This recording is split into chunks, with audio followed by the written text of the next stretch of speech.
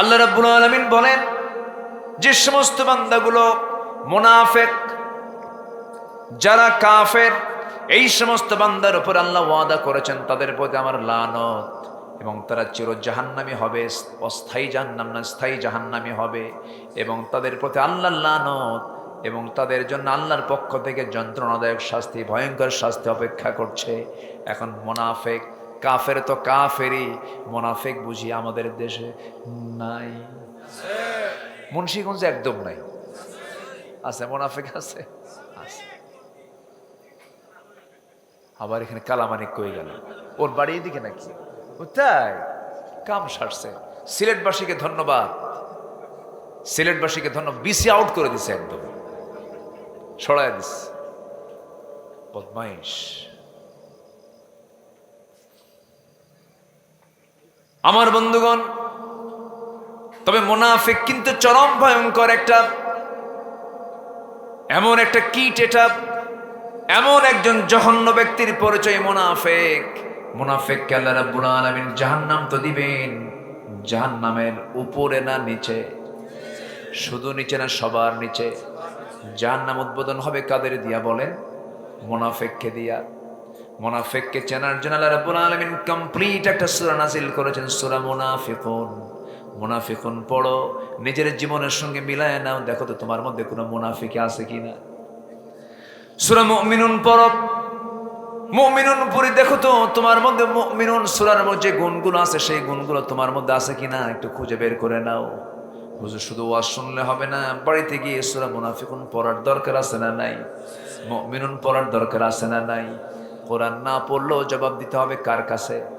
কোরআন না জানলেও জবাব দিতে হবে কার কাছে? প্রথম ওহিটা নামাজ, রোজা, হজ, যাকাত না পড়া? বলেন বলেন বলেন। পড়া, পড়ো, শিখো, জানো। আমার বন্ধুগণ, হানজালা রাদিয়াল্লাহু তাআলা আনহু একদিন নিজের বাড়ির দিকে দৌড়ায় দৌড়ায় যাচ্ছেন নবীর দরবারের দিকে, আর চিৎকার মেরে মেরে মেরে বলছেন, নাফাকা হানজালা, নাফাকা হানজালা, নাফাকা হানজালা। সাইয়েদনা আবু বকর সিদ্দিক রাদিয়াল্লাহু আনহু দেখে বলছেন, আবু, ও হানজালা, তোমার কি হয়েছে এমন করে বলছো কেন? তুমি কিসের মুনাফিক হইছো? আউযু বিল্লাহি মিনাশ শাইতানির রাজীম।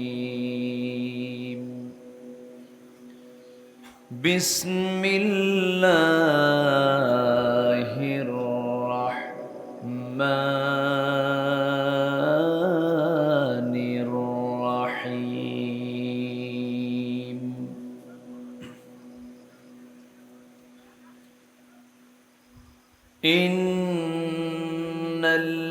ইন্নাল্লাযীনা ইয়াকতুমুনা মা আনজালনা মিনাল বায়িনাতি ওয়াল হুদা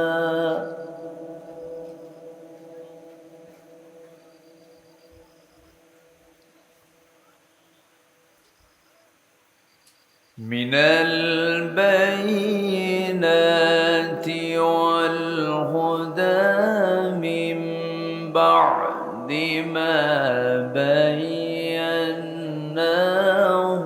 লিন-নাসি ফিল কিতাব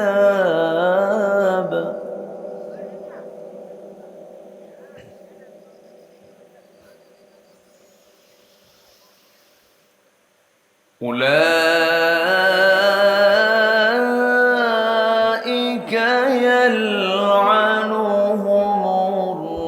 ইয়ালআনুহুমুল্লাহু ওয়া ইয়ালআনুহুমুল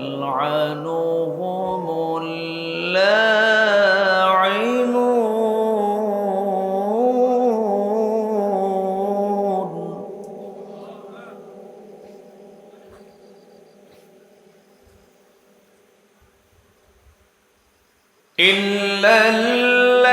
ইল্লাল্লাযীনা তাবু ওয়া আসলাহু ওয়া বায়্যানু ফাউলাইকা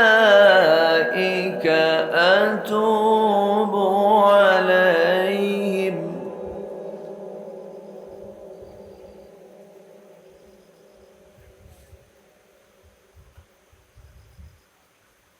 فأولئك أتوب عليهم وأنا التواب الرحيم.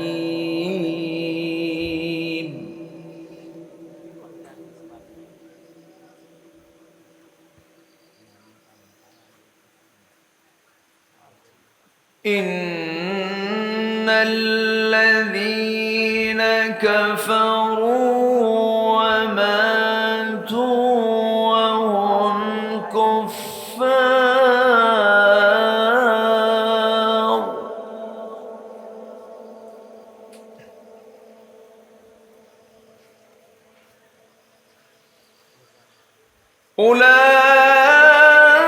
أولئك عليهم لعنة الله والملائكة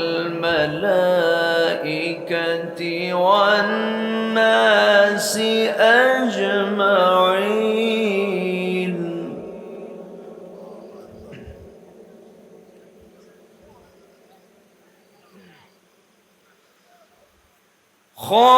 خالدين فيها لا يخفف عنهم العذاب ولا هم ينظرون.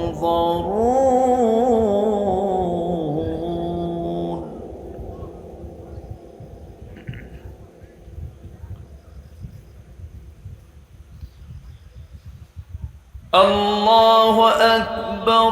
بسم الله الرحمن الرحيم.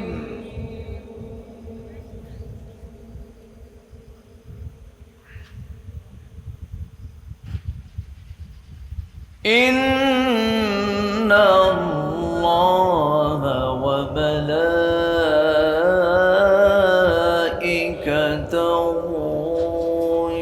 يصلون على النبي.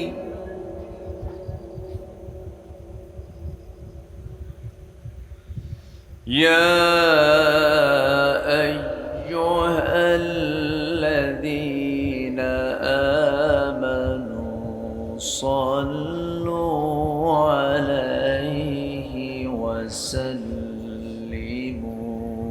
تسليما.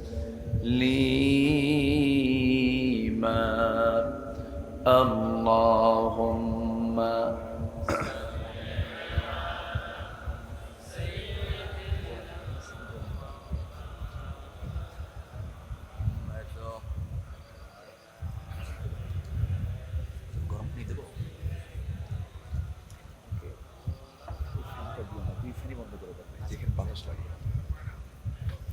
একটু মোহাব্বত দিয়ে নবীর প্রেমে মাতোয়ারা হয়ে জবান খুলে আওয়াজ দিয়ে সবাই বলুন আল্লাহুম্মা সাল্লি আলা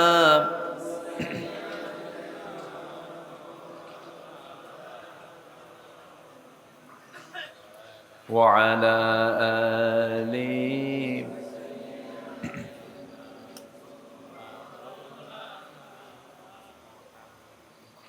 আমি কোরআনের সুর মাঝে শুনেছি যে নাম, আজানের সুর মাঝেও শুনেছি সে নাম।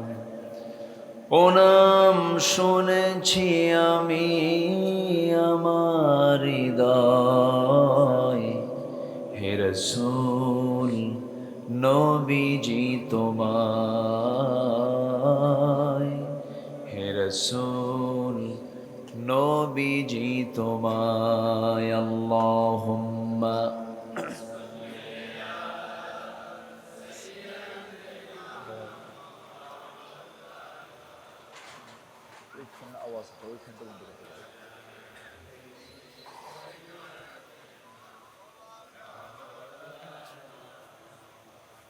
সবাই বলুন বালাগাল উলা বিকামালিহি كشف الدجى بجماله حسنت جميع خصاله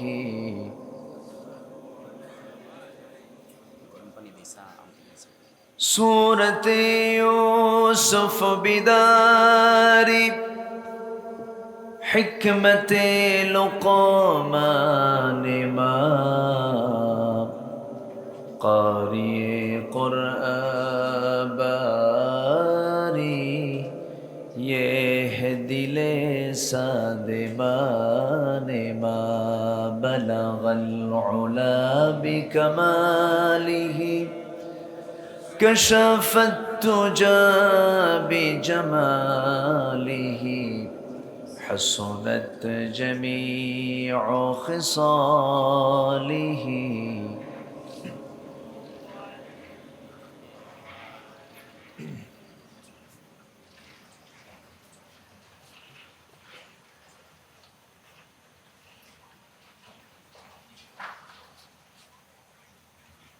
ঢাকা অঞ্চলের মুন্সিগঞ্জ জেলার সিরাজদি খান উপজেলার তালিমুল উম্মাহ ইসলামী একাডেমি মাহফিল ইন্তেজামী কমিটি কর্তৃক আয়োজিত বার্ষিক তাফসীরুল কোরআন মাহফিল 2024 মহৎ আয়োজনের সম্মানিত সুযোগ্য সভাপতি বালুচর ইউপির মাননীয় চেয়ারম্যান জনাব আওলাদ হোসেন, বরেণ্য অতিথি বিশেষ করে আমার পূর্বে যিনি কথা বলেছেন প্রথিতযশা আলেমে দ্বীন, গবেষক, আমার অত্যন্ত কাছের, আমার অত্যন্ত প্রিয় মানুষ, আন্তর্জাতিক খ্যাতি সম্পন্ন মুফাসসিরে কোরআন মাওলানা শাইখ জামাল উদ্দিন হাফিজাহুল্লাহ, উপস্থিত হাজরাত উলামায়ে কেরাম, ফদলায়ে ইজম, সুশীল সমাজ, জাতির শ্রেষ্ঠ সন্তান, শিক্ষক মণ্ডলী, আজকের মাহফিলের প্রধান আকর্ষণ যাদেরকে নিয়ে আজকের এই সাজানো গোছানো এমন একটা আয়োজন, উপস্থিত আমার প্রাণ প্রিয় দ্বীনি ভাইরা, আড়ালে বসে আছেন শ্রদ্ধেয়া সম্মানিতা মা বোনেরা। আলোচনার প্রথমেই আনুষ্ঠানিকতার মধ্য দিয়ে আমার পক্ষ থেকে আবারও দিল খোলা সালাম, আসসালামু আলাইকুম ওয়া রাহমাতুল্লাহি ওয়া বারাকাতুহু। সবাই কেমন আছেন? আমাকেও প্রশ্ন করে ফেলেছেন। আল্লাহ তাআলা আমাকে আপনার মতোই আপনার কাতারেই রেখেছেন, বলছি আলহামদুলিল্লাহ। মহান রব্বুল আলামিনের অশেষ শুকর যে মহান আল্লাহ সুবহানাহু ওয়া তাআলা আমাকে আপনাকে এমন সুন্দর সময়ে, সুন্দর আয়োজনে, বরকতময় রহমতময় মুহূর্তে, এমন একটি জান্নাতি পরিবেশে যে মনিব আমাকে আপনাকে আসার বসার তৌফিক দিলেন, সেই মহান জাল্লা শানুহুর দরবারে আমরা সবাই লাখ কোটি সাজুদ শুকর আদায় করি, মুহাব্বাতান জোড়ালো কণ্ঠে বলে উঠছি আলহামদুলিল্লাহ। আবারও বলছি আলহামদুলিল্লাহ। চিৎকার মেরে বলছি আল্লাহুম্মা ইন্নী আসআলুকা আল হুদা ওয়াত তুকা ওয়াল আফাফা ওয়াল গিনা। সবাই বলি আল্লাহুম্মা আইন্নি আলা যিকরিকা ওয়া শুকরিকা ওয়া হুসনি ইবাদাতিকা। আমরা আল্লাহ তাআলার শুকর আদায় করে নিলাম। কি যায় এগুলো? ও আচ্ছা, মানে আমার আওয়াজের চাইতে মনে হচ্ছে যেন ট্রাকের আওয়াজটাই বেশি, খুব বিব্রত মনে হচ্ছে। এরকম কি চলতি থাকবে নাকি? থেমে যাবে না? আচ্ছা, সম্মানিত হাজিরিন, আমার আগে যিনি কথা বলেছেন তার আলোচনার পরে আমাদের এলাকায় একটা কথা আছে, মিষ্টির পরে নাকি দই আর মুখে লাগে না। অনেক সুন্দর চমকপ্রদ তিনি কথা বলেছেন, তিনি সুন্দর আলোচনা তিনি করে থাকেন। আমি ওনার আলোচনার একজন ফলোয়ার, আমি শুনি। তথ্য নির্ভর, আদিল্লা নির্ভর, হৃদয়গ্রাহী এবং অত্যন্ত প্রাঞ্জল ভাষায়, মিষ্ট ভাষায় তার কথাগুলো সহজেই মানুষের হৃদয়ে গেঁথে যায়। আল্লাহ, তুমি আমার প্রিয় ভাই জামাল উদ্দিন ভাইয়ের জেহেন এবং জবানকে তুমি আল্লাহ দ্বীনের জন্য কবুল করে নাও। জোরে বলি আল্লাহুম্মা আমিন। সম্মানিত হাজিরিন, আমি আলোচনার সূচনায় আনুষ্ঠানিকতার মধ্য দিয়ে আমার অভ্যাস অনুযায়ী শুরুতেই তেলাওয়াত দিয়ে শুরু করেছি। তেলাওয়াতকৃত আয়াতটি হলো সূরাতুল বাকারা থেকে শুরু করেছি, মাঝামাঝি 159, 60, 61 এবং 62 এই কয়েকটা আয়াতে কারীম আমি তেলাওয়াত করেছি। আয়াতগুলোকে সামনে রেখে আমি কিছু কথা বলতে চাচ্ছি। ওমা তৌফিকি ইল্লা বিল্লাহ আলাইহি তাওয়াক্কালতু ওয়া ইলাইহি উনীব। সেই মহান রবের প্রতি পূর্ণ ভরসা রেখে আসুন আমরা মূল আলোচনার দিকে চলে যাই। সম্মানিত হাজিরিন, এখানে আমরা যতজন ভাই বসে আছি, এক একজন যদি আমরা নিজেই বড় দায়িত্বশীল মনে করি, এক একজন যদি আমরা মনে করি আমি একজন একাই বাংলাদেশ, একটা বিপ্লব ঘটানো সম্ভব। আলহামদুলিল্লাহ, মাহফিলের সংখ্যা কোনো বিষয় নয়, জনসংখ্যা কোনো বিষয় নয়।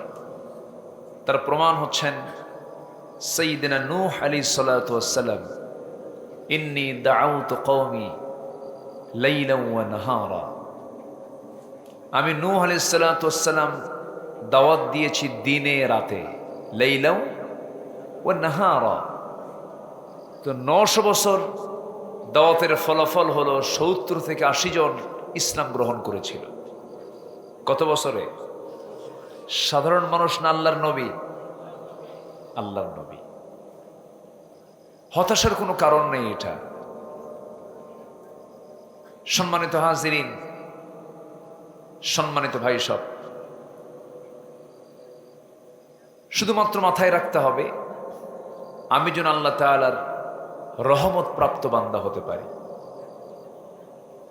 আল্লাহ যেন আমাকে রহমতের চাদরে আবৃত রাখেন, এমন জাতীয় আমার আল্লাহর যে নির্দেশনা, এই নির্দেশনা অনুসরণের মধ্য দিয়ে যেন তার রহমতের চাদরে যেন তিনি আমাদেরকে আবৃত রাখতে পারেন। এই প্ল্যানই যদি আমাদের জীবন সাজানো হয়, তাহলেই সেই জীবনটা হবে ধন্য জীবন। তাছাড়া কিছু কিছু আয়াত আমাকে খুব ভয়ের মধ্যে ফেলে দেয়। এমন কিছু কাজ আছে যে কাজগুলো করলে আল্লাহ নিজে তার উপরে লানত করেন, আল্লাহ নিজে তার উপরে অভিসম্পাত করেন। আল্লাহ যদি কাউকে অভিসম্পাত করেন, মানুষের ক্ষেপে অভিসম্পাত করে না? করে কি না? করে।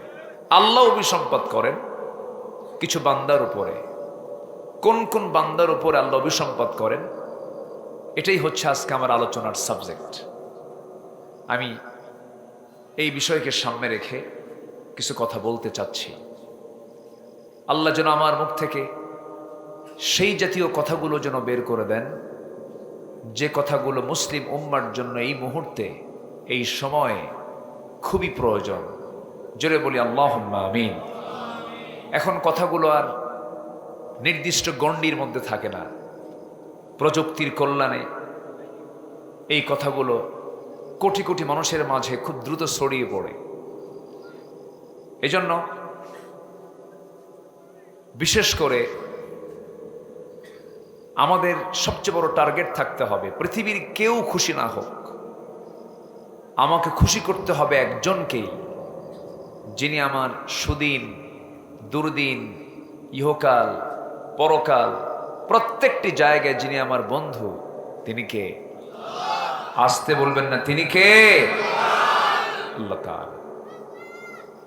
সে আল্লাহ তাআলার সন্তুষ্টির জন্য আমাদেরকে সবার আগে আল্লাহর সঙ্গে সম্পর্কটাকে গভীর করার জন্য তার দেওয়া রিসালা, তার দেওয়া চিঠি, তার নাজিল করা কিতাব, এই কিতাবের সঙ্গে আমাদের সম্পর্ক রাখা দরকার। কম না বেশি?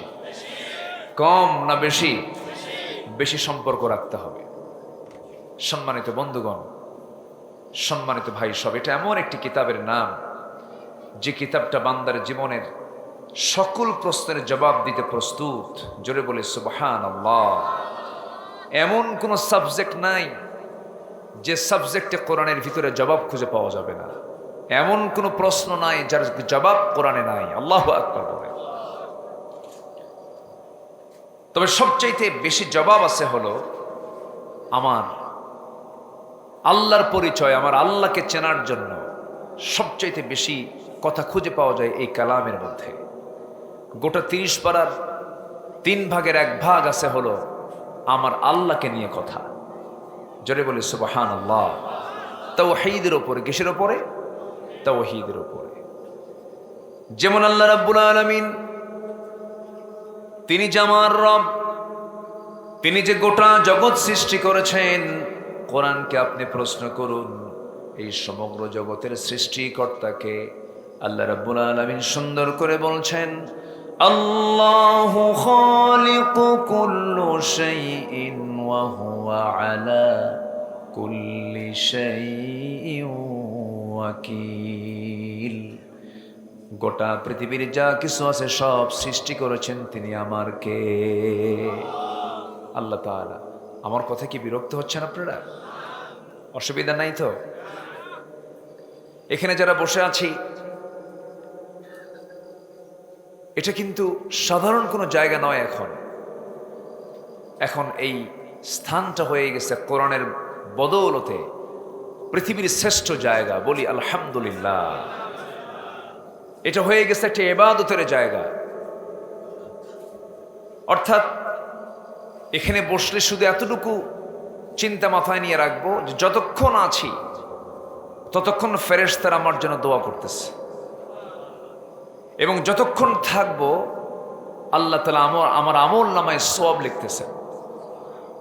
তাহলে এমন বরকতময় জায়গা থেকে বিনা কারণে চলে যাওয়া আমার আপনার জন্য লাভ না লস? শুধু লস না মহা লস? মহা লস। একটু বসুন, কোরআনের সম্মানে বসুন। একটু আমাকে কথা বলার সুযোগ দিলে পরে আমি খুবই খুশি হব। আবার সাথে খুশি হবেন তিনি কে? আল্লাহ তাআলা। একটু বসুন। সম্মানিত ভাইয়েরা, নাম্বার 2, এই পৃথিবীর সব সৃষ্টি করেছেন আল্লাহ তাআলা। আমাকে আল্লাহ তাআলা কেন সৃষ্টি করেছেন? এমন জবাব কোরআনে আছে না নাই? আছে।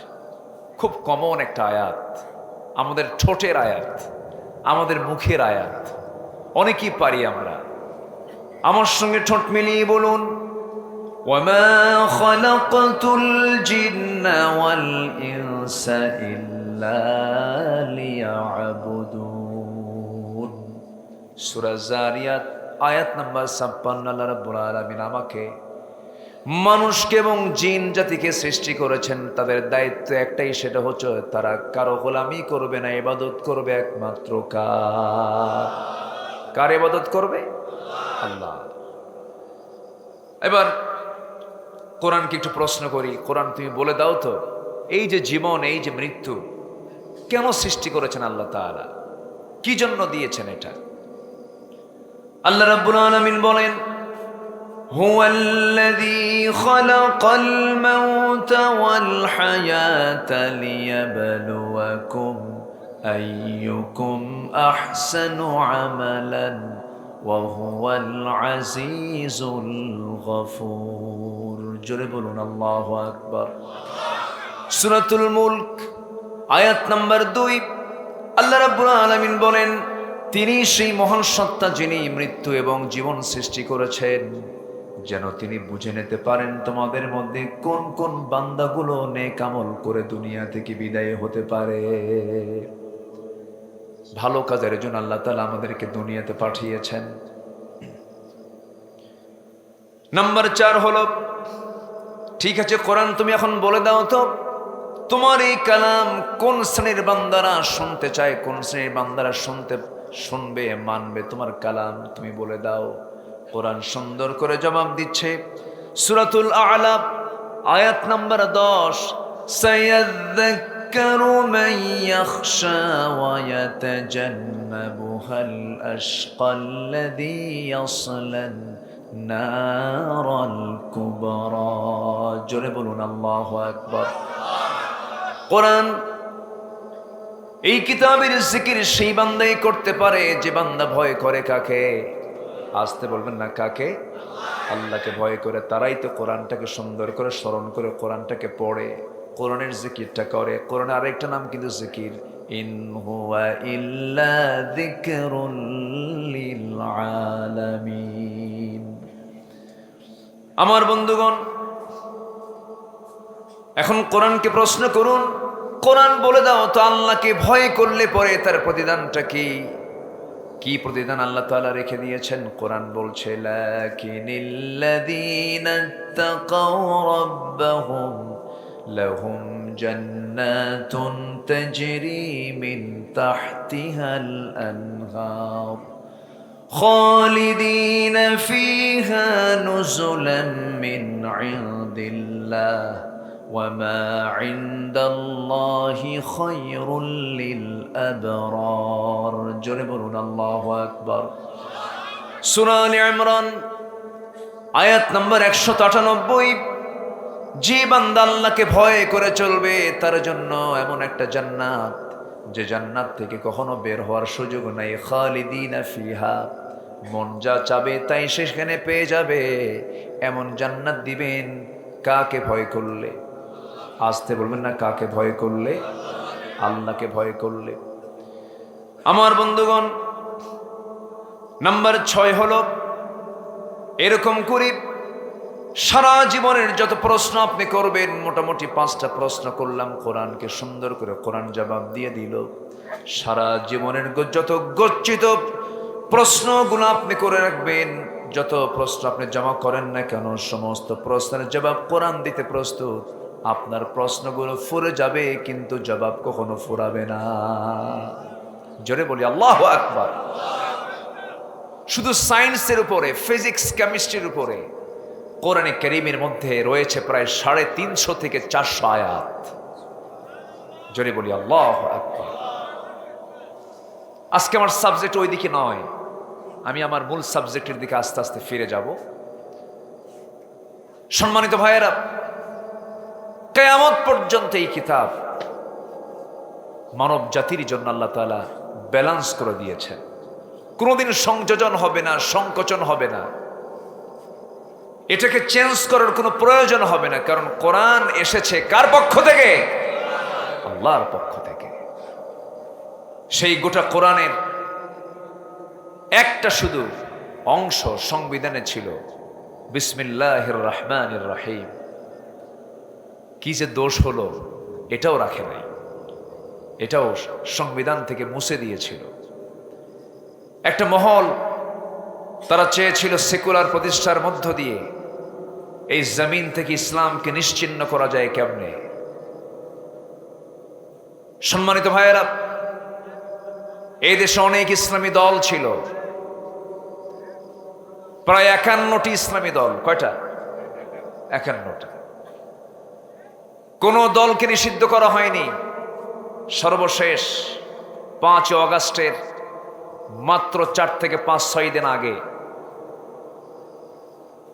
কোন ইসলামী দলকে নিষিদ্ধ না করে একটি দল, যেটা ইসলামী দল, যে দলের শহীদের কাতার অনেক লম্বা, মজলুমের কাতার 2021 প্রথম বলল 2021, সেখান থেকে নিয়ে গেছে 2041।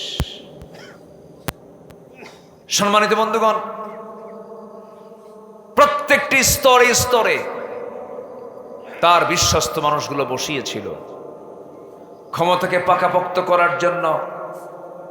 চতুর্দিক থেকে তারা সব পাহারা দিয়ে সুদৃঢ় মজবুত করে রেখেছিল।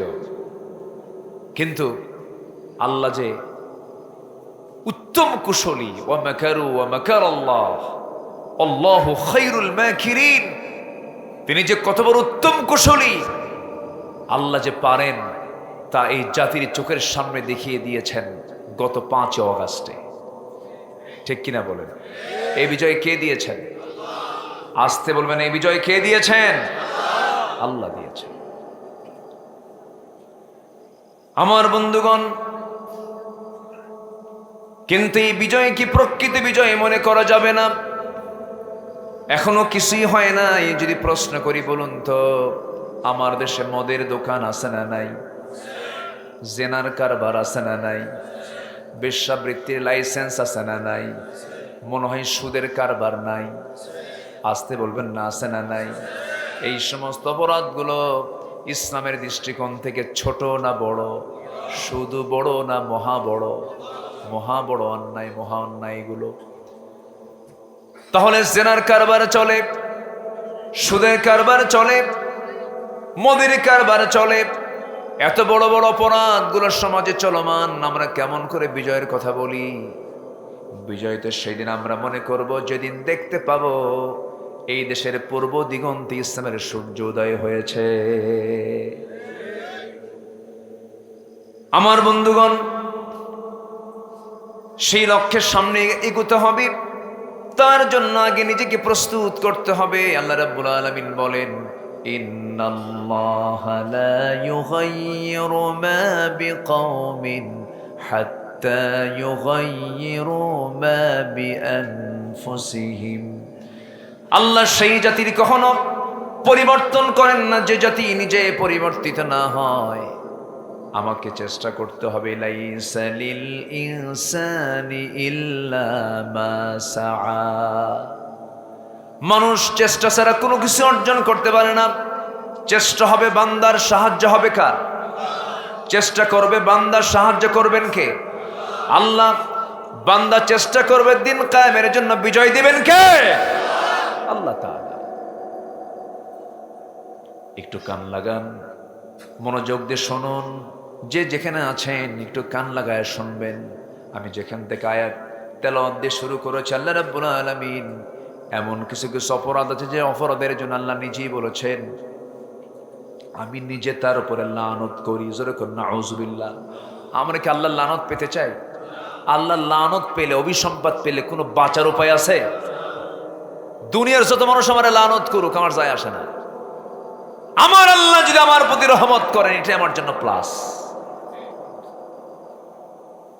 সম্মানিত ভাইয়েরা, সম্মানিত বন্ধুগণ, 10 শ্রেণীর উপরে আল্লাহর লানত। কয় শ্রেণীর উপরে বলেন? 10 শ্রেণীর উপরে। একটু সময় লাগবে এই কথাগুলো বলতে। আমাকে সময় দেওয়া যাচ্ছে তো? কারো কোনো অসুবিধা নাই তো? জোরে বলি ইনশাআল্লাহ। আজকে আমরা এই 10টা পয়েন্ট মুখস্থ করে যাব, যেন এই 10 রকমের কোন অপরাধ যেন আমার জীবনে না হয়, আর যদি এই 10 রকম অপরাধ থেকে যদি আমি নিজেকে বাঁচতে পারি, ভাববো যে আমি আল্লাহর রহমত প্রাপ্ত বান্দাদের একজন। জোরে বলি আলহামদুলিল্লাহ। শুনতে রাজি আছেন তো? তাহলে এখন আমি কি একটাও বলেছি এ পর্যন্ত? তাহলে নুরু ওয়াজ কি শুরু না শেষ? বলেন শুরু। আসেন আমরা এখন মূল পয়েন্টের দিকে আস্তে আস্তে চলে যাচ্ছি। আমার বন্ধুগণ, আল্লাহ রাব্বুল আলামিন সূরাতুল বাকারার 159 নম্বর আয়াতে বলছেন, ইন্নাল্লাযীনা ইয়াকতুমুনা মা আনজালনা মিনাল বায়িনাতি ওয়াল হুদা মিন বা'দি মা বায়্যানাহু লিন-নাসি ফিল কিতাব উলাইকা ইয়ালআনুহুমুল্লাহু ওয়া ইয়ালআনুহুমুল লাঈনুন। জোরে বলুন আল্লাহু আকবার। 10 শ্রেণীর উপর আল্লাহর লানত। 10টা অপরাধ যারা করবে তাদের উপর আল্লাহর লানত পড়বে। এর মধ্যে 1 নম্বরে আমি যেখান থেকে তেলাওয়াত করেছি, যারা আমার আল্লাহর আয়াতকে গোপন করবে, যারা সত্যবাণীকে যারা আড়াল করবে, হক কথাকে যারা আড়াল করবে, তাদের উপর আল্লাহর লানত পড়বে। হক কথা আড়াল করার মতো কিছু হুজুর আমার দেশে ছিল কি ছিল না? এখন অবশ্য হক কথা বললে তো সমস্যা নাই, এখন বলবে। বিগত 16 বছর আমার এই মাহফিল অঙ্গনে, 25 থেকে 26 বছর, এর 16 বছর কেটেছে আমার বিপরীত স্রোতে। এই দীর্ঘ 16 বছর তারা যে জুলুম, নির্যাতন, যে নিষ্পেষণ চালিয়েছিল, তাদের প্রভাব বিস্তার করার জন্য মসজিদ, মাদ্রাসা, এমন মাহফিলের এই প্ল্যাটফর্ম পর্যন্ত, এই স্টেজ পর্যন্ত তারা দখল করে রেখেছিল। মাহফিল কমিটির ভাইরা ছিল থানার কাছে বড় আসামি। কেন? তোরা মাহফিল কেন করিস? মাহফিল করাটা ছিল অপরাধ। আমরা যখন মঞ্চে আসতাম, আগেই বলে দেওয়া থাকতো, হুজুর এমন ওয়াজ করবেন, ওয়াজ হবে 2 জগতের, একটা আকাশ আর একটা কবর। দুনিয়ার কোনো ওয়াজ চলবে না, দুনিয়া আমরা দেখে নেব। দুনিয়া দেখবে ওরা, আর আমাদের দায়িত্ব দিয়েছিল হলো আকাশ নিয়া আর কবর নিয়া। যারা এই দুনিয়ার হক কথাগুলো দুনিয়াবাসীকে জানাতে চেয়েছিল, তন্মধ্যে একজন হলেন সাইয়্যিদুল মুফাসসির। এই দেশের সমস্ত আলেমদের, সমস্ত ওয়াইজদের, সমস্ত দায়ীদের যিনি একটা মডেল, কিংবদন্তি, মুজাদ্দিদ, আল্লামা সাইয়্যিদ রাহিমাহুল্লাহ। এই দাওয়াতি কাজকে বন্ধ করার জন্য, স্তব্ধ করে দেওয়ার জন্য সর্বপ্রথম তারা তাকে টার্গেট করেছিল। গ্রেফতার করা হলো 2010 সালের 30 জুন। ওই 2010 সালের 1 বছর আগে 2009 সাল আল্লাহ পাক আমাকে জীবনের প্রথম আল্লাহ পাক আমাকে হজের সফরে নিয়েছিলেন। আমার ছিল 2009 সাল হজের প্রথম সফর। আল্লামা সাইয়্যিদ রাহিমাহুল্লাহর সেই বছরটা ছিল তার শেষ সফর। উনি হজে গেলেন, সেই সময় ট্রাইব্যুনাল গঠন হচ্ছিল। ষড়যন্ত্রের সমস্ত জাল তারা বিস্তার করার জন্য বিভিন্ন পন্থা অবলম্বন করছিল। ঠিক সেই মুহূর্তে তাকে বলা হলো, সেই মক্কা মুকাররমার কোন এক জায়গায় তাকে বলা হলো যে হুজুর আপনার দেশে মনে হয় এই মুহূর্তে না যাওয়াই ভালো হবে। কেন? ট্রাইব্যুনাল গঠন হচ্ছে, মামলা হবে, হয়তো আপনাকে কারাবরণ করা লাগতে পারে, ফাঁসির রায়ও দিতে পারে। উনি জবাবে বললেন, আমার দেশ, আমার মাটি, আমার মা, আমার ছেলে মেয়ে, আমার আত্মীয় স্বজন পড়ে থাকবে এক জায়গায়, আমি থাকবো আরেক জায়গায়। আমি যে দল করি, আমার দলের কর্মীরা জেল খাটবে, আমি বিদেশে থেকে আরামে জীবন যাপন করব, এমন চরিত্র সাইদির নয়। উনি দেশে ফিরে এসেছেন। 13 বছর কারাবরণ করেছেন এবং তার সারা জীবনের তার কামনা ছিল শহীদি মৌত। শেষে ঘৃণ্য ষড়যন্ত্রের মধ্য দিয়ে বিষ প্রয়োগ করে জেলখানায় নিয়ে তাকে শহীদ করা হলো। এখান থেকে প্রতীয়মান হয়, এখান থেকে প্রমাণিত হয় আলেমরা পালায় না, পালাইছে কে? হাসিনা। কে পালাইছে? কে পালাইছে বলেন? হাসিনা পালাইছে।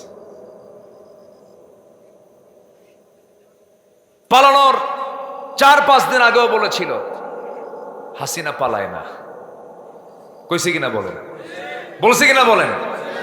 এই কথা রক্ষা পায়নি 4 দিনও। 4 দিনের মাথায় পালায়ে চলে গেল।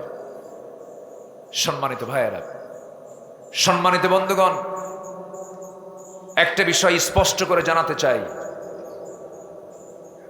কারা কোন মতের কোন পথের আমি জানি না। তাফসীর মাহফিলে যারা এসেছেন, কোরআনকে সামনে রেখে আমি বলতে চাচ্ছি, যেই দলের নেতা কর্মী থুইয়া পালায়, এটা আবার কেমন দল? আমার নবীজি বদরের প্রান্তরে, উহুদের প্রান্তরে সাহাবীরা আগে না আমার নবী আগে? বলেন বলেন বলেন বলেন। সাহাবীরা আগে না আমার রাসূল আগে? উহুদের প্রান্তরে আমার রাসূল কম মার খেয়েছেন না বেশি মার খেয়েছেন? আমার নবীজি নেতৃত্ব দিয়েছেন পিছনে থেকে না সামনে থেকে? যেই নেতৃত্ব পালায়, যে দলের নেতা কর্মী থুইয়া নিজের আখের গোছার জন্য ব্যস্ত হয়ে পড়ে, ওই সমস্ত নেতৃত্বের মুখে আমরা জুতা মারি, থুতু মারি। সব পথ ছেড়ে দাও, সব মত ছেড়ে দাও, আসো সেই মতের দিকে, সেই পথের দিকে যে পথ বেই আমাকে আমার বাপের ভিটা জান্নাতের দিকে যেতে হবে। ইহদিনাস সিরাতাল মুস্তাকিম। দল করব কার? আসতে বলবেন না কার? আরো জোরে কার? কিন্তু আমার দেশে ইসলামী দল কয়টা? বলেন কয়টা? এখন এর মধ্যে প্রশ্ন আসতে পারে, হুজুর এর মধ্যে থেকে কোনটা দল উত্তম? কোন দলটা আপনার কাছে শ্রেষ্ঠ মনে হয়, উত্তম মনে হয়? উত্তম তো অবশ্যই আছে। একজন মনীষী বলেছেন, বাতিল শক্তির বন্দুকের নল যে দলটির দিকে তাক করানো থাকে, সেই দলটাই একমাত্র উত্তম দল। ঠিক কিনা? বুঝে নেন। বিগত 16 বছর এদেশের কিছু ইসলামী দল বিগত 16 বছর ওই জালিম সরকারের সকল সুযোগ সুবিধা গ্রহণ করেছে তারা। ঠিক কিনা? করেছে। আমি এর চাইতে বেশি লম্বায় যেতে চাচ্ছি না, আমি এর চাইতে বেশি আগাতে চাচ্ছি না। শুধু এতটুকুন বলি, দালালি করবেন না, মুনাফিকি করবেন না। গণজাগরণ মঞ্চে গিয়ে বলেছেন আমার জীবনের শ্রেষ্ঠ ভালো আমল করেছে গণজাগরণ মঞ্চে এসে। ওই মুখ দিয়ে আপনি যদি কথা বলতেই চান, তওবা করে কথা বলুন, নচেৎ জাতি আপনাদেরকে প্রত্যাখ্যান করবে। কষ্ট পাচ্ছেন? কষ্ট পাচ্ছেন? জেল খাটছি তো, মামলা কারাবরণ করেছি, নির্যাতিত হয়েছি, আমাকে লক্ষ্য করে গুলি করা হয়েছে, নির্যাতন করা হয়েছে দৈহিকভাবে। সারা রাত ডিবির পুলিশরা সারা রাত ধরে আমাকে এখানে সেখানে ঘুরিয়ে নিয়েছে, জুলুম করেছে, হত্যার হুমকি দিয়েছে, মেন্টালি প্রেসার দিয়েছে। 2018 সালে নির্বাচনের আগ দিয়ে সাদা পোশাকধারী, এটা তো একটা মানে চরম ভয়ঙ্কর একটা বিষয় ছিল। ওই সময় নিয়ে ধরে নিয়ে চলে গেল, পরে থানায় জমা দিয়া একটা মামলা দেখায়া জেলখানায় ঢুকায় দিল। ঢুকলাম জেলখানায়, ঢোকা মাত্রই ভিতরে দেখি এক বুড়ো চাচা, বয়স প্রায় 86 বছর। আমার দেখে দারুণ খুশি, সালাম দিয়ে বলে, হুজুর খুব খুশি হয়েছে আপনি এখানে আসাতে। কত আমি ঢুকলাম জেলখানায়, মুরব্বী খুব খুশি হয়েছে।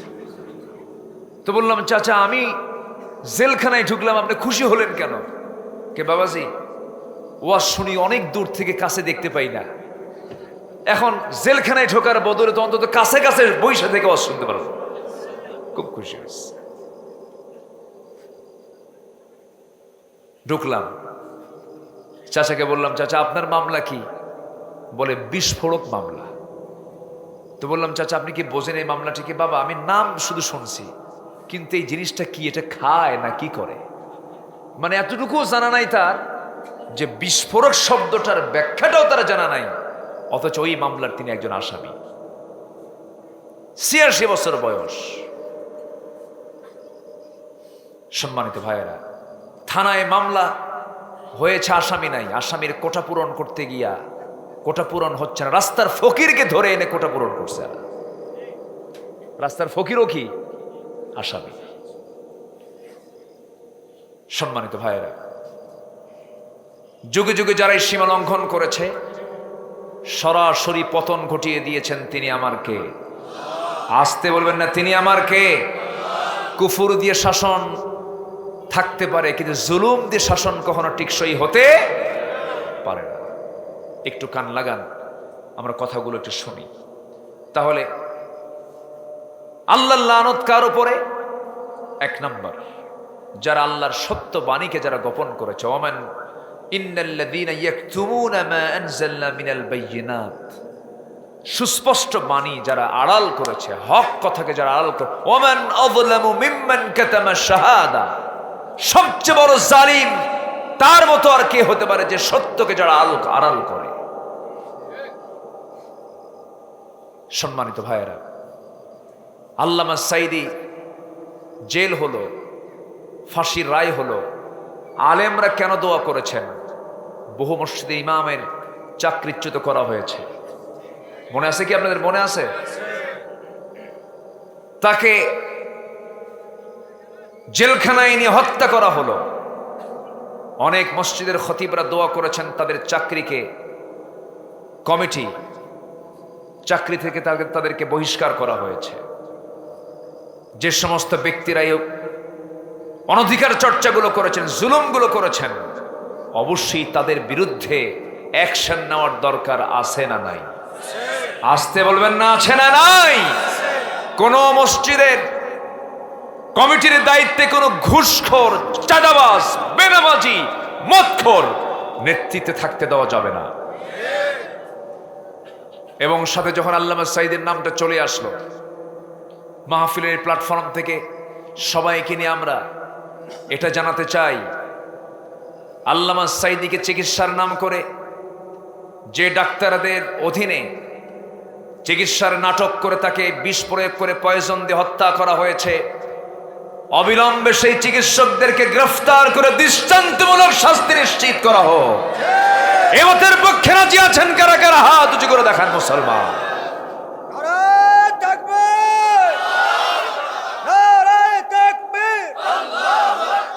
আল কোরআনের আলো,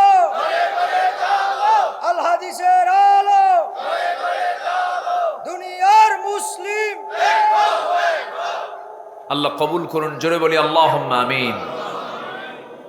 নাম্বার 1 হলো আল্লাহ তাআলা 10 শ্রেণীর উপরে তার লানত বর্ষণ করেন। এর মধ্যে 1 নাম্বার হলো যারা সত্যবাণীকে, হক কথাকে যারা আড়াল করে, যারা সুস্পষ্ট বাণীকে যারা আড়াল করবে, তাদের উপর আল্লাহর লানত হবে। নাম্বার 2 হলো জমিনে যারা বিপর্যয় সৃষ্টি করবে, আত্মীয়তার বন্ধন যারা ছিন্ন করবে। সূরা মুহাম্মাদের 22 এবং 23 নম্বর আয়াত আল্লাহ রাব্বুল আলামিন বলেন, ফাহাল আসাইতুম ইন তাওয়াল্লাইতুম আন তুফসিদু ফিল আরদি ওয়া তুকাত্তিউ আরহামাকুম উলাইকা আল্লাযীনা লা'আনাহুমুল্লাহু فأصمهم وأعمى أبصارهم। জোরে বলুন আল্লাহু আকবার। জমিনে যারা বিপর্যয় সৃষ্টি করবে, আল্লাহ লানত তাদের উপরে পড়বে। আমার বন্ধুগণ 16 বছর তারা ছিল। এই 18 কোটি মানুষকে তারা কয়েদি বানিয়ে ছাড়িয়েছিল, গোটা দেশকে তারা জেলখানা বানাইছিল। আসতে কন কেন? আমি কি ভুল বলছি নাকি? এত মামলা তারা করেছিল কোর্টে। সাবেক বিচারপতি এস.কে. সিনহা বলেছিলেন, মামলার যে জটগুলো জমা হয়েছে, এই মামলার জট দূর হতে এই দেশের সময় লেগে যাবে 80 থেকে 100 বছর। এত মামলা তারা করেছিল। আমার বন্ধুগণ, ওমরে ফারুক রাদিয়াল্লাহু তাআলা আনহু খলিফা, আবু বকর সিদ্দিক রাদিয়াল্লাহু আনহু আমলে তখন তিনি মদিনার গভর্নর ছিলেন। 2 বছর তিনি বিচারপতির দায়িত্ব পালন করেছেন। প্রথম খলিফার আমলে দ্বিতীয় খলিফা ওমরে ফারুক রাদিয়াল্লাহু তাআলা আনহু বিচারপতির দায়িত্ব পালন করলেন। 2টা বছর পার হয়ে গেল, 24টা মাস পার হয়ে গেল। দায়িত্ব পালন যখন তার শেষ হলো, শেষ দিন তিনি অফিস থেকে বের হচ্ছেন আর আফসোস করে বলছেন, আহারে, এমন দায়িত্ব পালন করলাম 2টা বছর, একটা বিচারও করতে পারলাম না, মানে কোনো আসামি কোর্টে হাজির হয় নাই। সুবহানাল্লাহ বলবেন না? এর মানে কি? কোন অপরাধী ছিল না, কোন মামলাই যেত না কেউ। প্রত্যেকটা মানুষ আল্লাহওয়ালা হয়েছিল, নিজের চৌহদ্দির মধ্যে তার অবস্থান করেছিল, নিজে নিজের ব্যাপারে সচেতন ছিল। আমার বন্ধুগণ, কিন্তু এই 16টা বছর তারা যা ছিল, মামলা অযথা করে দিয়েছে। আল্লামা সাইদির মতো মানুষ, বড় বড় আল্লাহওয়ালা বুজুর্গ মানুষ, বড় বড় মুফতি আলেমে দ্বীন, মুফতি আমিনীকে মানসিক চাপ দিয়ে দিয়ে তাকে দুনিয়া থেকে বিদায় করে দেওয়া হয়েছিল। আমার বন্ধুগণ, এইরকম করে যারা এই জমিনে যুগে যুগে বিপর্যয় সৃষ্টি করেছে, লানত পড়েছে কার পক্ষ থেকে? আল্লাহ রাব্বুল আলামিন নিজেই বলছেন, জমিনে যারা বিপর্যয় সৃষ্টি করবে, আমার লানত তার উপরে পড়বে। এই কথা আজকে 16 বছরের মাথায় মিথ্যা হয়েছে না সত্য হয়েছে? কোরআন সত্য না মিথ্যা? বাস্তব তো হবেই। তাই চিন্তা করা যায়, দেশের শীর্ষস্থানীয় ধনী, হ্যাঁ, বিশাল ধনী বেক্সিমকো গ্রুপের মালিক, চিন্তা করা যায় পালানোর জন্য করলোটা কি? 2জন মিলে নৌকা ভাড়া করছে। এমন নৌকা ভাড়া করছে যে নৌকা ঘাটে ভেরেই না। গোটা রাত ঘুরছে, পায় নাই। কুল কিনা না পায়া কোস্টগার্ড ধরে ফেলেছে একজনকে, আইনমন্ত্রীকে ধরে নিয়ে যাচ্ছে। আইনমন্ত্রীকে, আমার একা ধরে নিয়ে যাও কেন? ওই যে বসে আছে আরেকজন। কে আরেকজন? কে চিনি না তো। কে চিনবা কেমনে? ও তো চেহারা পাল্টাইছে। কে ওটাকে? দরবেশ। কি নাম? দরবেশ। দরবেশের মুখে দাড়ি নাই, সেই দিন দাড়ি কেটে ফেলছে, মাথার চুল কালো বানায় ফেলছে। যারা নিজের সুবিধায় দাড়ি রাখে, দাড়ি কাটে, তারাই হলো ধর্মের ব্যবসায়ী। যারা নিজের প্রয়োজনে দাড়ি কাটে, দাড়ি রাখে, একই মাথায় পট্টি বাঁধে, আবার কপালে তিলক লাগায়, তারাই ধর্মের ব্যবসায়ী, চ্যাম্পিয়ন। সম্মানিত ভাইয়েরা, সম্মানিত বন্ধুগণ, তাহলে কোন জমিনে ফাসাদ সৃষ্টি করা যাবে? জমিনে ফাসাদ সৃষ্টি করা যাবে? জমিনটা কার? জমিনটা কার? এই জমিনে ফাসাদ সৃষ্টি করে আল্লাহ কি সহ্য করেন? 16 বছর তারা ক্ষমতায় ছিল। ফেরাউনের হায়াত ছিল হলো 1600 বছর। কত বছর? আর এ ছিল কত বছর? সংখ্যা যে মিলল কেমনে বুঝলাম না। হ্যাঁ, ওটা ছিল বিগ ফেরাউন, এটা হলো মিনি ফেরাউন। এটা কি ফেরাউন? মিনি ফেরাউন। আয়না ঘর বানিয়েছিল, কি করে নাই? গুম খুন, এটা ছিল তার নিত্য নৈমিত্তিক কাজ। শেষমেশ 5 আগস্ট পর্যন্ত যে লাশগুলো ফেলেছে, প্রত্যেকটি তাজা রক্তের হিসাব দিতে হবে, জবাব দিতে হবে। দৃষ্টান্তমূলক শাস্তি আমাদের অপরিহার্য দাবি, ঠিক কিনা বলেন? সম্মানিত ভাইয়েরা,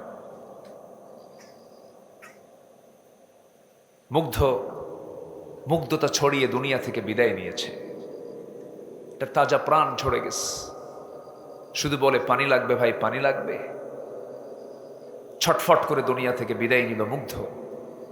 শহীদ আবু সাঈদের বাবার সঙ্গে কথা বলেছে, বাড়িতে গিয়েছিলাম। চাপা কান্না, চাপা শোক। এরপরও বলে, না আমি খুশি হয়েছি, আমার ছেলে রক্তের বদলায় জালিম বিদায় নিয়েছে, এটা আমার জন্য একটা আনন্দ, খুশি হয়েছে। শহীদ আবু সাঈদ তো, রংপুরের আবু সাঈদ তো কল্পনাও করতে পারে নাই আমার টাকায় কেনা বন্দুকের গুলি আমার বুকে ভেদ করবে, এটা বিশ্বাস করতে পারে নাই। দুই হাত পাতিয়ে দিয়ে বলছে, গুলি চালা, তবু জুলুম শাহীর পক্ষে কথা বলবো না। দুনিয়া থেকে বিদায় নিয়েছে। সম্মানিত ভাইয়েরা, এই যে যুবকদের ভিতর থেকে, দিল থেকে ভয়টা দূর করে দিয়েছেন তিনি কে? আসতে বলবেন না, তিনি কে? যদি পালাতো তাহলে কি বিজয় আসতো? যদি পলায়ন করতো তাহলে কি বিজয় আসতো? পালায় নাই, একজনকে গুলি করেছে। স্বরাষ্ট্রমন্ত্রীকে পুলিশ বলতেছে, স্যার গুলি করি একটা মরে, আর বাকি সবগুলো ভয় না পালায় তার সামনের দিকে আগায় আসে। আল্লাহু আকবার বলে। এই সাহস কে দিয়েছে? আল্লাহ দিয়েছে।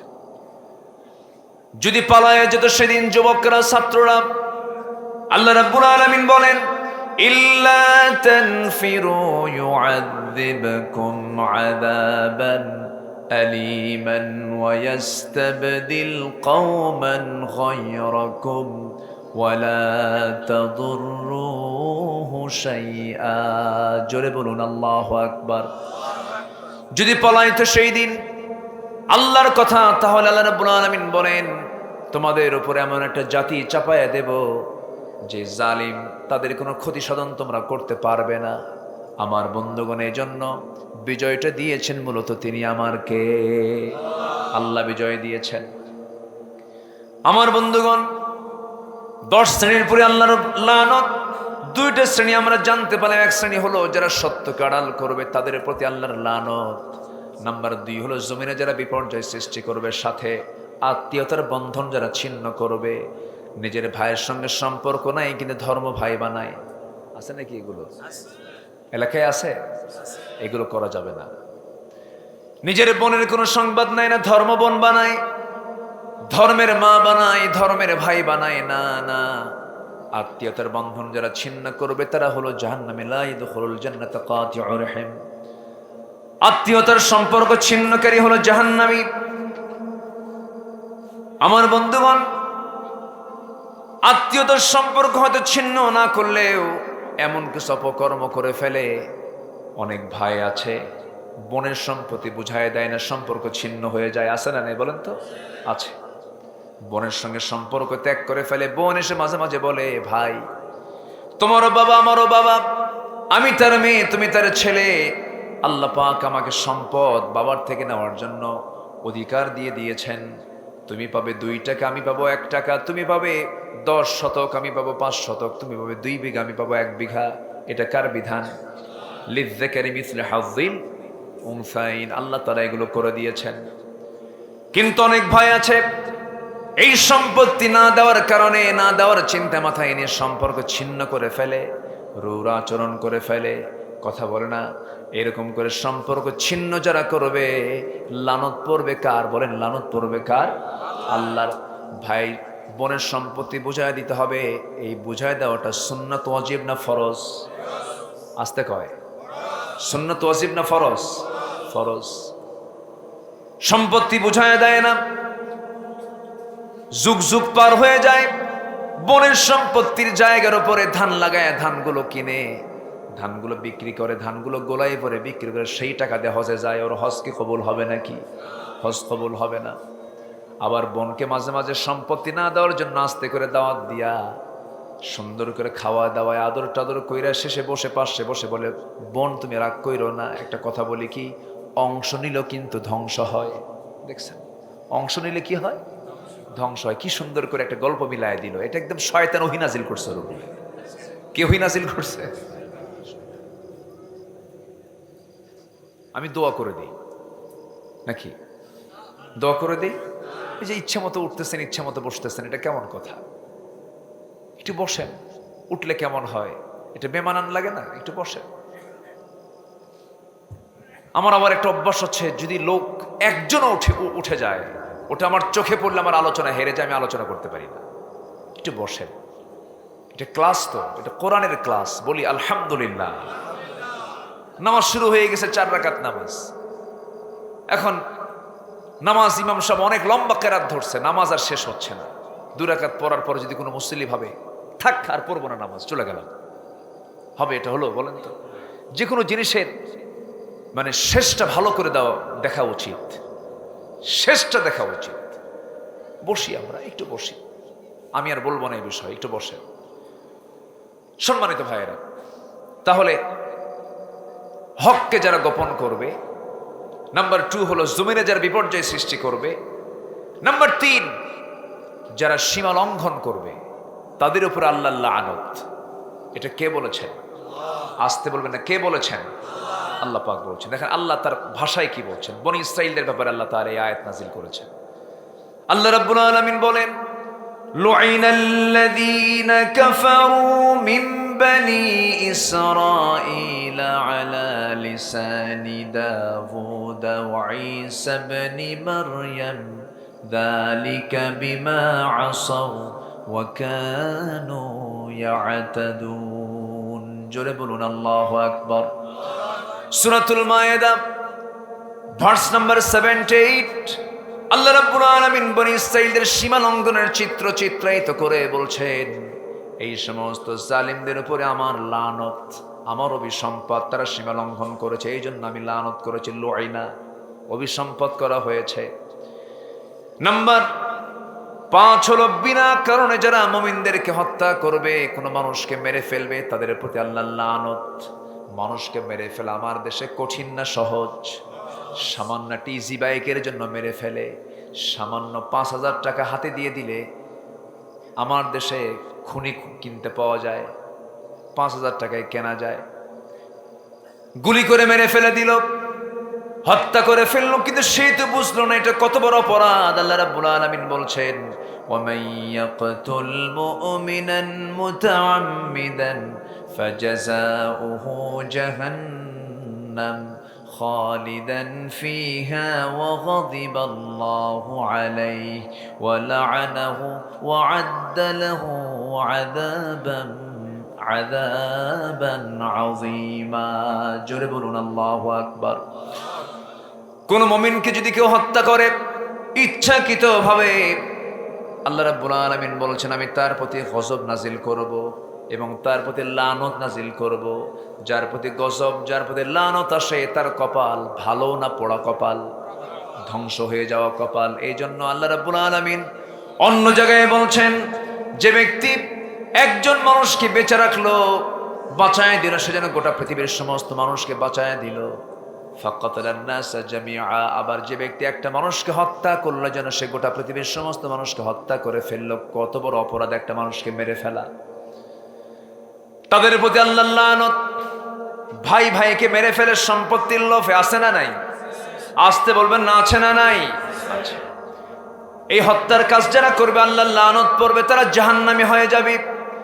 নাম্বার 6 হলো মুনাফিক এবং কাফেরদের উপর আল্লাহর লানত। যারা মুনাফিক হবে, যারা কাফের হবে, তাদের প্রতি আল্লাহর লানত। আল্লাহ রাব্বুল আলামিন সুন্দর করে বলছেন, ওয়া'আদাল্লাহুল মুনাফিকিনা ওয়াল মুনাফিকাতি ওয়াল কুফফারা নার জাহান্নাম খালিদিনা ফিহা হিয়া হাসবুহুম ওয়া লা'আনাহুমুল্লাহ ওয়া লাহুম আযাবুম মুকিম। জোরে বলুন আল্লাহু আকবার। সূরা তাওবা ভার্স নাম্বার 68, আল্লাহ রাব্বুল আলামিন বলেন, যে সমস্ত বান্দাগুলো মুনাফিক, যারা কাফের, এই সমস্ত বান্দার উপর আল্লাহ ওয়াদা করেছেন তাদের প্রতি আমার লানত, এবং তারা চির জাহান্নামী হবে, অস্থায়ী জাহান্নাম না স্থায়ী জাহান্নামী হবে, এবং তাদের প্রতি আল্লাহর লানত, এবং তাদের জন্য আল্লাহর পক্ষ থেকে যন্ত্রণাদায়ক শাস্তি, ভয়ঙ্কর শাস্তি অপেক্ষা করছে। এখন মুনাফিক, কাফের তো কাফেরই, মুনাফিক বুঝি আমাদের দেশে নাই? মুন্সিগঞ্জে একদম নাই। আছে মুনাফিক, আছে। আবার এখানে কালামানিক কই গেল? ওর বাড়ি এদিকে নাকি? তাই কাম সারছে। সিলেটবাসীকে ধন্যবাদ, সিলেটবাসীকে ধন্যবাদ। বিসি আউট করে দিছে, একদম সরাই দিছে, বদমাইশ। আমার বন্ধুগণ, তবে মুনাফিক কিন্তু চরম ভয়ঙ্কর একটা, এমন একটা কীট, এটা এমন একজন জঘন্য ব্যক্তির পরিচয় মুনাফিক। মুনাফিককে আল্লাহ রাব্বুল আলামিন জাহান্নাম তো দিবেন, জাহান্নামের উপরে না নিচে, শুধু নিচে না, সবার নিচে। জাহান্নাম উদ্বোধন হবে কাদের দিয়া বলেন? মুনাফিককে দিয়া। মুনাফিককে চেনার জন্য আল্লাহ রাব্বুল আলামিন কমপ্লিট একটা সূরা নাযিল করেছেন, সূরা মুনাফিকুন। মুনাফিকুন পড়ো, নিজের জীবনের সঙ্গে মিলায় নাও, দেখো তো তোমার মধ্যে কোনো মুনাফিক আছে কিনা। সূরা মুমিনুন পড়ো, মুমিনুন পড়ি, দেখো তো তোমার মধ্যে মুমিনুন সূরার মধ্যে যে গুণগুলো আছে সেই গুণগুলো তোমার মধ্যে আছে কিনা, একটু খুঁজে বের করে নাও। হুজুর শুধু ওয়াজ শুনলে হবে না, বাড়িতে গিয়ে সূরা মুনাফিকুন পড়ার দরকার আছে না নাই? মুমিনুন পড়ার দরকার আছে না নাই? কোরআন না পড়লেও জবাব দিতে হবে কার কাছে? কোরআন না জানলেও জবাব দিতে হবে কার কাছে? প্রথম ওহিটা নামাজ, রোজা, হজ, যাকাত না পড়া? বলেন বলেন বলেন। পড়া, পড়ো, শিখো, জানো। আমার বন্ধুগণ, হানজালা রাদিয়াল্লাহু তাআলা আনহু একদিন নিজের বাড়ির দিকে দৌড়ায় দৌড়ায় যাচ্ছেন নবীর দরবারের দিকে, আর চিৎকার মেরে মেরে মেরে বলছেন, নাফাকা হানজালা, নাফাকা হানজালা, নাফাকা হানজালা। সাইয়েদনা আবু বকর সিদ্দিক রাদিয়াল্লাহু আনহু দেখে বলছেন, আবু ও হানজালা, তোমার কি হয়েছে এমন করে বলছো কেন? তুমি কিসের মুনাফিক হয়েছো? দেখেন, নবীর সামনে যখন বসি দুনিয়ার কথা মনে হয় না, বাড়িতে আসলে পরে দুনিয়ার সব কিছু মনে হয়, মাথার কাছে সব দুনিয়ার চিন্তা চলে আসে, এই মুনাফিক হয়ে গেছি। সাইয়েদনা আবু বকর বলেন, আমারও তো তাই হয়, চলো আমরা দুজন মিলেই চলে যাই। নবীর দরবারে গিয়ে হাউমা করে কান্নাকাটি করে বলছেন, হুজুর আমরা দুইজনে মুনাফিক হয়ে গেছি মনে হয়। কান্নায় তাদের দাড়িগুলো ভিজে যাচ্ছিল। রাসূল বলছেন, হানজালা এমন চিন্তা মাথায় এনো না, তোমরা মুনাফিক নও, তবে হ্যাঁ তোমাদের মধ্যে চরম টেনশনটা আছে, এটা হচ্ছে তাকওয়া থাকার টেনশন। যেরকম সুবহানাল্লাহ। সাইয়েদনা ওমর ফারুক রাদিয়াল্লাহু তাআলা আনহু কি পেরেশান থাকতেন মাঝে মাঝে। একজন সাহাবীর কাছে আমার নবীজি মুনাফিকদের তালিকা রেখে দিয়েছেন, সেই দায়িত্বপ্রাপ্ত যার কাছে মুনাফিকদের তালিকা ছিল, সেই সাহাবীর কাছে গিয়ে মাঝে মাঝে ওমর ফারুক গিয়ে কান্নায় ভেঙে পড়ে বলতেন, ও আমার ভাইরে, রাসূল থেকে দায়িত্ব পেয়েছে, মুনাফিকের তালিকা তোমার হাতে আছে, আমার কাছে তো সেই তালিকা নাই। দেখো তো মুনাফিকের তালিকার মধ্যে আমি ওমর, আমার নামটা আছে নাকি? আমার নামটা আছে নাকি?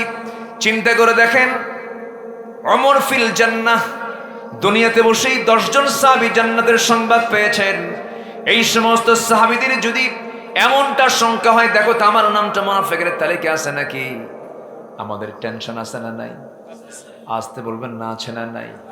এই জন্য আমার বন্ধুগণ, মুনাফিকের জন্য কোনো বদগুণ নিজের জীবনে না আসে, ওয়াদা ভঙ্গ করা যাবে না, মুখ থেকে বাজে কথা বলা যাবে না, এরপরে মিথ্যা কথা বলা যাবে না, ওয়াইদা তুমিনা খান, আমানতের খেয়ানত করা যাবে না। এই সমস্ত বদগুণ যার মধ্যে থেকে যাবে সেই হচ্ছে মুনাফিক। মুনাফিক চেনার উপায়গুলো রাসূল তাও শিখিয়ে দিয়েছেন। আমার নবীর পিছনে মুনাফিক ছিল কি ছিল না বলেন? আমার নবীর ওয়াজ শুনতো, আমার নবীর পিছনে ইক্তেদা করতো, চোখের পানি ফেলে ফেলেও কাঁদতো, কিন্তু বদর যুদ্ধ উস্কানে সেই লোকটাই লাগায়া দিয়েছে, উহুদ যুদ্ধের উস্কানে সেই লোকটা লাগায়া দিয়েছে, বনু নাজির বনু কুরাইজ ইহুদির সঙ্গে কেউ কুরাইশদের সখ্যতা সেই তৈরি করে দিয়েছিল, সম্পর্ক সেই তৈরি করে দিয়েছিল। নবীজি জানতেন লোকটা মুনাফিক, তবুও কিছু করার ছিল না। তো এই মুনাফিকটারে যখন বিদায় হয়ে গেল, ওই মুনাফিকের আব্দুল্লাহ বিন উবাই ইবনে সুলুল, তার একজন সন্তান ছিল, বড় সাহাবী, আব্দুল্লাহ তার নাম। বাবার যখন মৃত্যু হয়ে গেল, মুনাফিকের যখন মরণ হলো, এই সাহাবী নবীর কাছে এসে কান্দে আর বলে, হুজুর সে লোকটা মুনাফিক হতে পারে, আমি জানি সে লোকটা ভালো না, কিন্তু আমার তো বাপ, আমি আপনার কাছে আসছি হুজুর, আমার বাপ জঘন্য মানুষ, কিন্তু আমি আপনার কাছে আজকে বেশি কিছু চাবো না, একটা জুব্বা দিবেন, আমার বাবাকে বরকত স্বরূপ এই জুব্বাটা জানাজার কাফনের কাপড়ের বিকল্প পড়ায় দেব। আমার নবীজি কিচ্ছু বললেন না, নবী ছিলেন উদারতার মূর্ত প্রতীক। আমার রাসূল ছিলেন অত্যন্ত বিনয়ী মানুষ ছিলেন, প্রতিশোধ পরায়ণতা তার মধ্যে কাজ করে নাই। আমার নবীজি ভিতর থেকে সুন্দর একখানা জুব্বা নিয়ে সাহাবীকে দিয়ে বলছেন, ও আমার সাহাবী, তুমি তো আমার সাহাবী, তুমি আমার কাছে চাইলে কি মানা করতে পারি নাকি? যাও জুব্বাটা নিয়ে চলে যাও। জুব্বা নিয়ে চলে গেলেন। বাবা মুনাফিক, ছেলে হলো সাহাবী, বাবার প্রতি দরদ রেখে গোসলটা সম্পূর্ণ করায় দিয়া গায়ে নবীর বরকতের জুব্বা লাগায় দিয়েছে। এখন জানাজা পড়াবে কে? নবীর কাছে কিছুক্ষণ পরে সে বলে, হুজুর আমি জানি আমার বাপ মুনাফিক, কিন্তু আমার তো বাবা হয়, হুজুর যদি সুযোগ হয় আপনি আমার বাবার জানাজাটা পড়ায় দিয়েন। রাসূল মুসকে হাসি মেরে বলছে, ও আমার সাহাবী, চিন্তা করো না, যাও তোমার বাবার জানাজা আমি হাজির হয়ে যাব। আমার নবীজি জানাজায় হাজির হলেন। মুনাফিকের লাশ সামনে রেখে আমার নবীজি যখন জানাজা শুরু করলেন, জানাজা শেষ হতে না হতে আয়াত নাজিল হলো, ইস্তাগফির লাহুম আও লা তাস্তাগফির লাহুম ইন তাস্তাগফির লাহুম ৭০ মাররাতান ফালান ইয়াগফিরাল্লাহু লাহুম। আমার নবীজি জানাজা শেষ করার সঙ্গে সঙ্গে আয়াত যখন তিনি পেয়ে গেলেন, আপনি ক্ষমা চান আর না চান, ওই মুনাফিকের জন্য আপনি যদি ৭০ বারও দোয়া করেন, সেই দোয়া আপনি নবী হওয়ার পরও সেই দোয়া কবুল করা হবে না। কারণ সে কি? আজ তো সে কি বলেন? তাহলে মুনাফিকের জন্য কোনো নবীও দোয়া করলে যদি কবুল না হয়, আমার আপনার দোয়া কবুল হবে মনে হয়? কবুল হবে না। মুনাফিকদের সঙ্গে কোনো সম্পর্ক রাখা যেতে পারে? আজ তো সম্পর্ক রাখা যেতে পারে না। আমার বন্ধুগণ, আমার ভাইরা, সেই জন্য মুনাফিকি এই চরিত্রগুলো নিজের জীবনে নিয়ে আসা যাবে না। একজন সাহাবী বলছেন, ইয়া রাসূলুল্লাহ, আমাকে অল্প কিছু আমল শিখায় দেন, আমি জান্নাত পেতে চাই। রাসূল বললেন, বেশি কিছু লাগবে না, তুমি 3টা কাজ করবা, জান্নাত পেয়ে যাবে, নাজাত পেয়ে যাবে। মান নাজাহ ইয়া রাসূলুল্লাহ? আমসিক আলাইকা লিসানাক ওয়ালিয়াসআকা বাইতাক ওয়াবিকি আলা খাতিআতিক। নিজের জিহ্বাকে কন্ট্রোল করো, জিহ্বা দিয়ে বাজে কথা বলো না, বাজে খাবার খেও না, বাজে জিনিস ড্রিঙ্কস করো না। নাম্বার 2 হলো বাড়িতে সময় দাও, বাড়িকে বড় করে নাও, পরিবারকে সময় দাও। অবিকি আলা খাতিআতিক, পাপের জন্য চোখের পানি ফেলে ফেলে কান্দো। কার কাছে?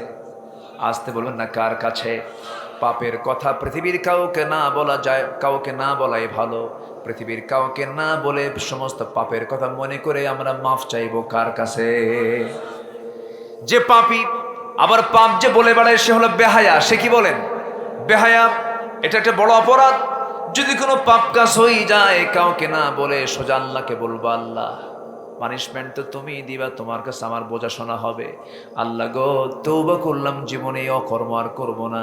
যদি কোনো বান্দার তওবা যদি ইখলাসের সাথে হয়, মুখলিসিন লাহুদ্দিন, ইখলাসের সাথে যদি হয়ে যায়, আল্লাহর কসম করে বলি, ওই বান্দার তওবা আল্লাহ রাব্বুল আলামিন কবুল করে নেন। জোরে বলি সুবহানাল্লাহ। আমরা চাইবো কার কাছে? এই জন্য আল্লাহ বলছেন, লানত থেকে বাঁচতে চাও নাকি? যদি বাঁচতে চাও 3টা কাজ করো। কয়টা কাজ করো বলেন? 3টা কাজ করো। সূরাতুল বাকারার 160 নম্বর আয়াত।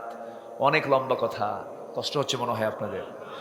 আল্লাহ রাব্বুল আলামিন বলেন, 3টা কাজ করো, তুমি সব লানত দূর হয়ে যাবে। হ্যাঁ, শেষ করে দিই। শেষ। দোয়া, দোয়া, আলোচনা চলুক, চলুক। হুজুর মরুক, হুজুরও বাঁচুক। এই বছর আমার মনে হয় কোনো মাহফিলে মানে শ্রোতার সংখ্যাটা আমার কাছে মনে হচ্ছে একটু কম মনে হচ্ছে। আমি অসন্তুষ্ট না। গতকালকেও না হলো 40 থেকে 50 হাজার মানুষ ছিল মাহফিলে। তো সংখ্যা কোনো বিষয় না। যারা আমরা আসছি, এক একজন যদি আবু বকরের ভূমিকা পালন করি, সিরাজ দিঘানের বিপ্লব ঘটে যাবে। আসতে কোন কেন? আমরা বিপ্লব ঘটিয়ে দেব। জোরে বলি ইনশাআল্লাহ। এক একটা আবু বকর হব, এক একটা ওমর হব, এক একটা ওসমান হব। আবু বকরের দৃঢ়চেতা, ওমরের সাহসিকতা, আলীর লড়কু চিন্তা আর ওসমানের ধৈর্যশীলতা নিয়ে বাতিলদের মোকাবেলা করলে বিজয় দেবেন কে? আল্লাহ তাআলা। আল্লাহ বিজয় দিবেন। 3টা কাজ করলে পরে আল্লাহ তাআলা লানত থেকে আমাদেরকে বাঁচায় দিবেন। তাবু, যারা তওবা করবে, ওয়াসলাহু, যারা সংশোধন করবে, ওয়াবাইয়ানু ফাউলাইকা তুবু আলাইহিম, এবং ক্লিয়ার করবে সবকিছু, আল্লাহ তাআলা বলছেন আমি তার তওবা কবুল করে নেব। যেরকম আল্লাহু আকবার। আর তওবা যদি কারো কবুল হয়ে যায়, তার কি কোনো চিন্তা আছে? আসতে বলে তার কোনো চিন্তা আছে? তার কোনো চিন্তা নাই। তো লানত কয় ব্যক্তির উপরে? বলেন কয় ব্যক্তির উপরে হয়েছে? কয় ব্যক্তি? কয় শ্রেণী? 6টা। বলেন কয় শ্রেণী হয়েছে? 6টা। আরো কয়টা আছে? 4টা। তাহলে নুরু শুরু। আরো লম্বা কথা, আমি পারি না, আমার একটু সময় লাগে, কেন যেন আমার হয় না। কারণ তাফসীর মানে হচ্ছে শর্ট না লম্বা? তাফসীর মানে হচ্ছে এক্সপ্লেন করতে গেলে তো সময় লাগে। আর একটু কথা বলি, আমি শেষের দিকে আস্তে আস্তে চলে যাব। নাম্বার 7 হলো কুফরি যারা করবে এবং কাফের অবস্থায় যারা মৃত্যুবরণ করবে তাদের প্রতি লানত। ইন্নাল্লাযীনা কাফারু ওয়া মাতু ওয়া হুম কুফার উলাইকা আলাইহিম লানাতুল্লাহ ওয়াল মালাইকাতি ওয়ান নাসি আজমাইন। আল্লাহু আকবার বলেন। লানত করে ফেরেশতারাও, সকল মানুষেরাও, যারা কুফরি হালতে যারা মৃত্যুবরণ করবে। নাম্বার 8 হলো আল্লাহ এবং রাসূলকে যারা গালি দেবে, আল্লাহ এবং রাসূলের যারা শত্রু, তাদের প্রতি কার লানত? বলেন কার লানত? আল্লাহ। আল্লাহ রাব্বুল আলামিন বলেন, ইন্নাল্লাযীনা ইউযুনাল্লাহা ওয়া রাসূলাহু লা'আনাহুমুল্লাহু ফিদ দুনিয়া ওয়াল আখিরাহ ওয়া আ'আদ্দা লাহুম আযাবান মুহিনা। সূরা আহজাব 57 নম্বর আয়াত। যারা আল্লাহ এবং রাসূলকে কষ্ট দেবে তাদের জন্য আল্লাহর লানত দুনিয়াতেও আখিরাতেও। কোনো কালেই তারা লানতের বাইরে যাবে না, লানত হয়ে যাবে, অভিসম্পদ তাদের উপরে পড়বে। কোনো কিছুতে তারা সুখ পাবে না, শান্তি পাবে না। আমার বন্ধুগণ, হাজার হাজার কোটি টাকার মালিক, সুখ দেওয়ার মালিককে বলেন? টাকাই সুখ না আল্লাহর রহমতের সুখ? আল্লাহর রহমত প্রাপ্ত হব, জোরে বলি ইনশাআল্লাহ। লানত প্রাপ্ত না রহমত প্রাপ্ত? রহমত প্রাপ্ত হতে হবে। লানত প্রাপ্তগুলো কারা কারা তারা জানলে আমরা রহমতের কথা বুঝতে পারবো। আমার বন্ধুগণ, নাম্বার 9 হলো অঙ্গীকার যারা ভঙ্গ করবে, আল্লাহর আয়াতের যারা অবমাননা করবে, তাদের প্রতি আল্লাহর লানত পড়ে যাবে। আয়াত বলবো কখন, সময় তো খুব অল্প, আর 5-6 মিনিট 12টা বেজে যাবে। আমরা শেষের দিকে আস্তে আস্তে চলে যেতে হবে। ফজর নামাজ আজকে না পড়লেও চলবে। হ্যাঁ, অস্ত শুনছি আমরা, পড়তে হবে। নামাজ পড়া কি? আরো জোরে, ফজরের নামাজ পড়া কি বলেন? একটা আদর্শ গ্রামের বৈশিষ্ট্য হলো ফজরে মুসল্লি মসজিদে বেশি হওয়া না জোহরে মুসল্লি বেশি হওয়া? বলেন বলেন। জোহরে কাছে যায়, জোহরে অফিসে যায়, ফজরে কোথায় থাকে? বাড়িতে থাকে। অতএব বাড়িতে থাকলে মসজিদে তো মুসল্লি বেশি হওয়ার কথা। কিন্তু দুঃখজনক হলো সত্য, এমনও মসজিদ বাংলার জমিনে আছে, পাকা মসজিদ, এসি মসজিদ, মুসল্লি মোট 3 জন, মুয়াজ্জিন, ইমাম আর খাদেম। চাকরি না থাকলেই 3টাও মিস। আমি কি ভুল বলতেছি? এটাই বাস্তব। সর্বশেষ নাম্বার 10 হলো আল্লাহর সম্পর্কে যারা মিথ্যা রচনা করবে, এই সমস্ত জালিমদের উপরে আল্লাহর লানত। ওয়ামান আযলামু মিম্মান ইফতারা আলাল্লাহি কাযিবান উলাইকা ইউরাদুনা আলা রাব্বিহিম ওয়া ইয়াকুলুল আশহাদু হাউলাইল্লাযীনা কাযযাবু আলা রাব্বিহিম আলা লা'নাতুল্লাহি আলায যালিমিন। জোরে বলুন আল্লাহু আকবার। যারা জালিম তাদের উপরে কার লানত? আল্লাহর লানত। এই 10টা শ্রেণীর উপর আল্লাহর লানত পড়ে। আল্লাহ তাআলা এই লানত প্রাপ্তদের এই বদগুণ থেকে আমাদেরকে হেফাজত করুন। জোরে বলি আল্লাহুম্মা আমিন। যতটুকুন কথা হলো, সবাই ফজর নামাজ পড়বো তো ইনশাআল্লাহ? 5 ওয়াক্ত নামাজ পড়বেন কারা কারা? একটু হাত তুলে দেখেন তো দেখি। জোরে বলি ইয়া আল্লাহ, আমাদেরকে ফজর, জোহর, আসর, মাগরিব, ইশা 5 ওয়াক্ত সালাত আদায় করার তৌফিক তুমি আল্লাহ দিয়া দাও। জোরে বলি আমিন। হাত নামান। কষ্ট দিয়ে ফেললাম মনে হয়। বাড়িতে আব্বা আম্মা আছে, তাদের দোয়া নিবেন। বাড়িতে বউ বাচ্চা মেয়ে সন্তান আছে, তাদের পর্দা করাবেন। আল্লাহ কবুল করুন। বসুন সবাই।